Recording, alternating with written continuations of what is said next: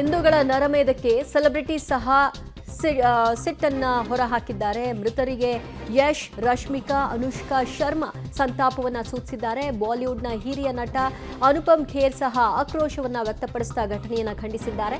ಹಿಂದೂಗಳನ್ನ ಹುಡುಕಿ ಕೊಲ್ಲಲಾಗಿದೆ, ಹಿಂದೂಗಳೇ ಟಾರ್ಗೆಟ್ ಆಗಿದ್ದಾರೆ, ನನಗೆ ದುಃಖದ ಜೊತೆಗೆ ಕ್ರೋಧ, ಸಿಟ್ಟು ಬರ್ತಾ ಇದೆ ಅಂತ ಕೆಲ ಸೆಲೆಬ್ರಿಟೀಸ್ ಹೇಳಿದ್ದಾರೆ. ನಾನು ಇದನ್ನ ಜೀವನದಲ್ಲಿ ಬಹಳಷ್ಟು ನೋಡಿದ್ದೀನಿ, ಇಂತಹ ಘಟನೆಗಳು ಮರುಕಳಿಸಬಾರದು.